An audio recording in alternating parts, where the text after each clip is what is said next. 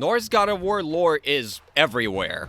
In the environments, coming out of characters' mouths, lore markers, Jotnar shrines inside Jotnar shrines, YouTube videos, podcasts, real books that are kind of in-game books but are not, and even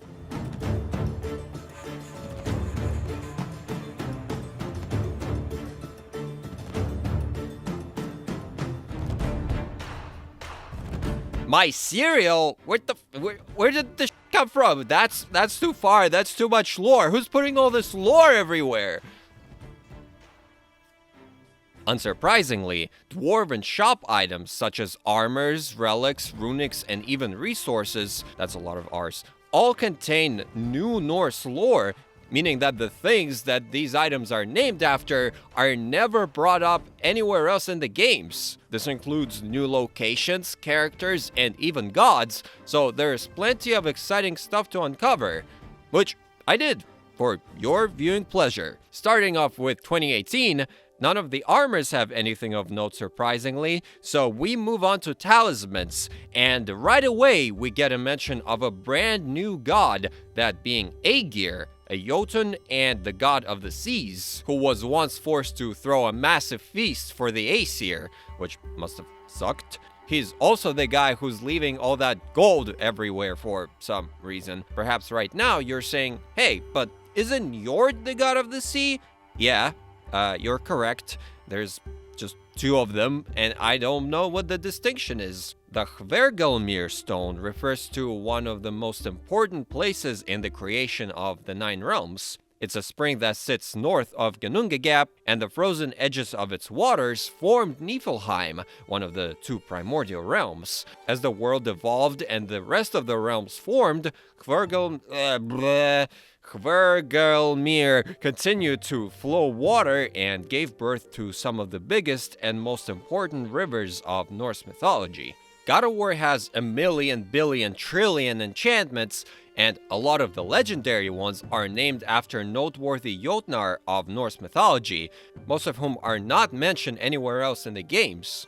We have a bunch of Odin's ancestors here, his grandfather Buri, who was probably buried in the ground, his father Bor, who was probably quite a bore, Odin's mother Bestla, who was probably the best. Sorry, I'll stop with the stupid puns. Then we have Hymir, a giant who in the mythology shared a couple of adventures with Thor himself.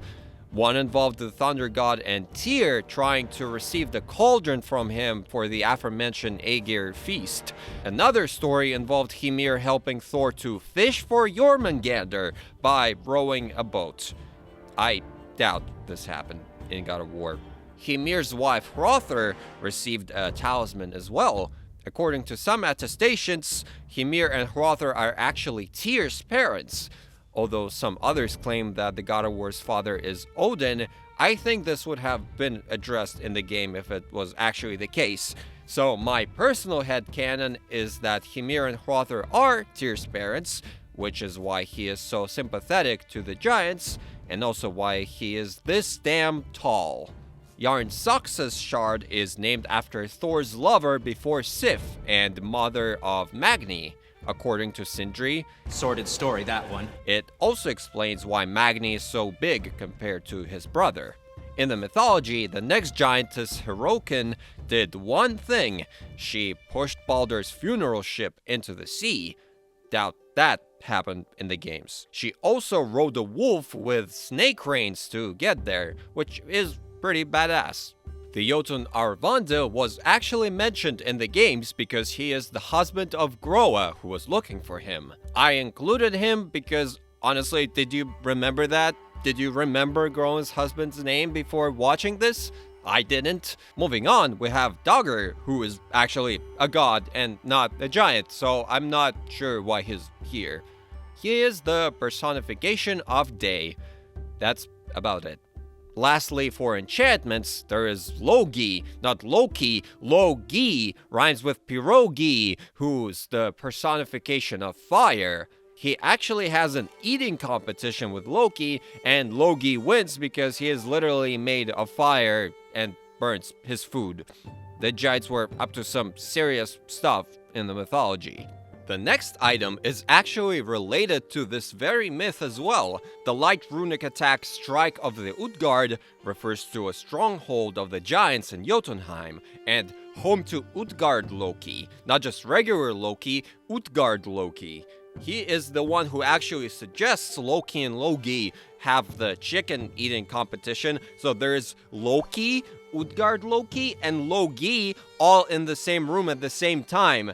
That's not confusing at all. The only noteworthy pommel in this game is the grip of Tangiost. Tangiost is one of the two goats who carried Thor's chariot. A tangential fun fact, the very tip of Mjolnir actually depicts the goats, referring both to the fact that Thor used them at some point and also to the fact that Mjolnir replaced them as his primary form of transportation. The last thing for 2018, there is a resource called Leipter Alloy. Leipter is one of the Elivagar, the 11 primordial rivers that I'll talk about later in the video, spoiler alert. Moving on to Ragnarok, we can finally talk armors, and right away we get a very big name. One of the very first armors that you can get is Vidar's, the son of Odin and the god of vengeance. In the mythology, Vidar kills Fenrir after the wolf eats Odin at Ragnarok, but in the game Ragnarok and in the event of Ragnarok and the game Ragnarok, Vidar is nowhere to be seen, and this armor is the only reference to a third son of Odin.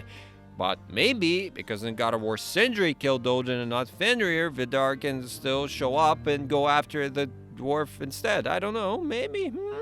Speaking of characters that were supposed to show up but didn't, Sol and Mani get an armor set each. The siblings are the personifications of the sun and the moon, carrying them on chariots across the sky while the Wolf's Call and Hati chase them, which is cool and all, except where are they? Heimdall literally steals the moon in Vanaheim, and then Kratos and Atreus retrieve it and send it back to the sky, and then it does a pretty good job moving by itself, so where are Sol and Mani during all this? Are they waiting in their chariots for the wolves to continue the chase?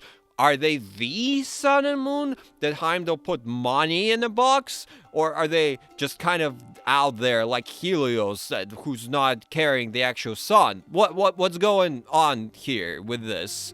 Next comes the most interesting section of the video, in my personal opinion, the thing that replaced Talismans in Ragnarok, the relics. As you may have noticed, most of the relics are hilts of legendary swords, and legendary swords belong to legendary heroes, most of whom are never brought up anywhere else in the games. For example, the hilt of the sword Angrath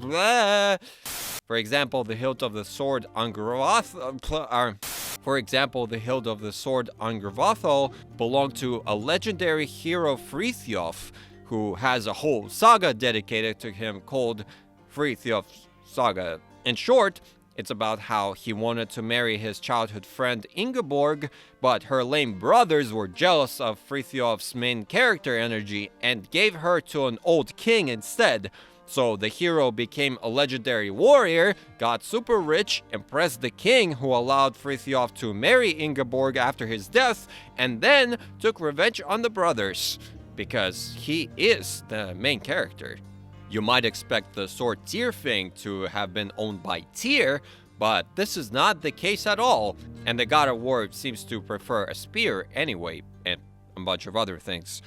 In actuality, Tyrfing belonged to the king Svafarlami. He forced two dwarves, Durin and Valen, to make a sword that never misses and can cut through stone. The dwarves weren't particularly happy that this dude forced them to make a mega sword, so they cursed it. And to make a very long story short, many people died.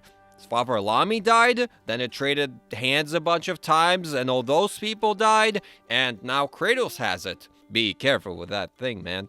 Now, the three next swords are all part of a very popular Norse folklore story that I almost made a separate video about. The first sword, Ridil, belonged to the dwarf Regin, as the description claims, and Regin happens to be one of the three dwarf dragons we see in 2018. In the myth, Regin forges the next sword Grom, not Garm, and gives it to one of the most legendary Norse heroes, Sigurd. Regin recruits Sigurd to slay a dragon who guards treasure. In the mythology, that dragon is Fafnir, another one we're familiar with. Grom's nickname, the Dragon's Bane, implies Sigurd did kill a dragon in God of War. However, both the fact that the description claims it happened a long time ago and the fact that Fafnir is alive and well as of 2018 means that the dragon Grom killed is not Fafnir. One of the notable treasures Sigurd took after killing Fafnir in the myth is the sword Hroti. And look at that, there it is! And the description says it was taken from Fafnir's storeroom, like in the myth. But if Sigurd didn't kill Fafnir and didn't take his treasure, then who took Hroti? That is a great question. As you might recall, in 2018, Fafnir's storeroom was raided by Reavers, and when we find their stronghold, they all got killed by their new leader and the treasure was gone. But what's interesting is that right after, a traveler attacks.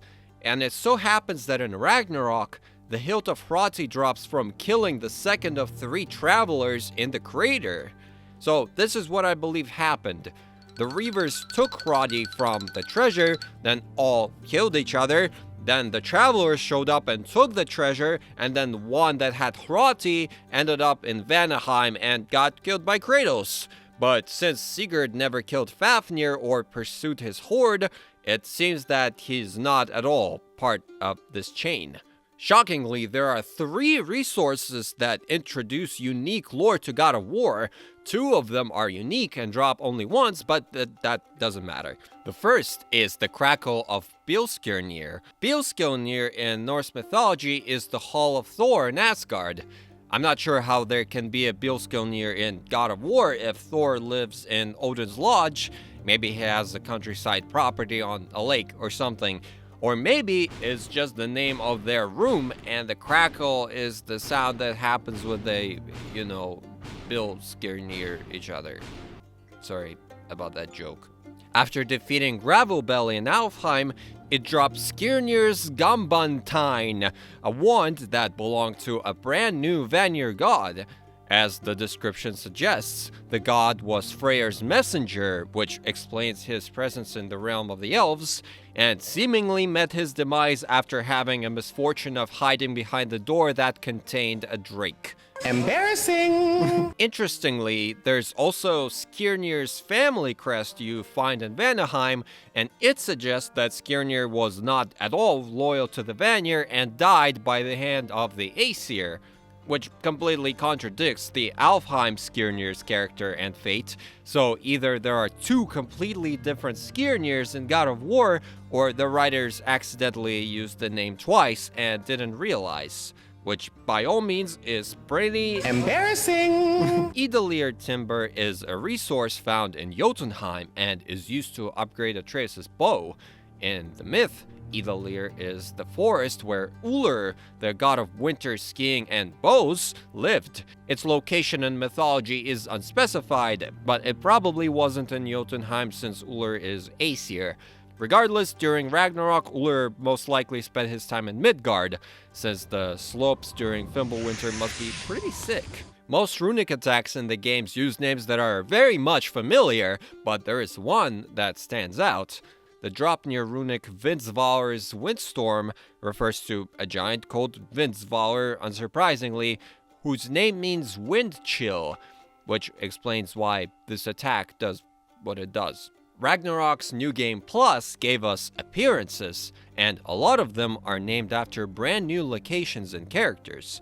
Dagr gets another mention, but this time around not. The personification of night gets an appearance too to complete the set. In some attestations she's Dagr's wife, in some his mother, but fortunately never both. Remember Leipter Alloy from 2018 and how I said it's the part of the Alivagar? This is about them, time to talk about them. These 11 rivers were formed in the primeval void, used to drip venom and gave birth to Ymir himself, and all work as borders between different realms and peoples. And the last item in this video, but very much not the least, is the armor named after the golden boar Gullinbursti. In the myth, He was made by Brock and Sindri as a gift to Freyr, but in God of War, he seems to be a real boar. He's also apparently Hildisvini's friend. It's unclear whether Gullinbursti is actually a human who transforms, or Hildisvini makes friends with regular boars that have regular boar intelligence. Oh no, the video's over. Quick, there's no time. Press on the next video before this one ends. It's gonna end. No!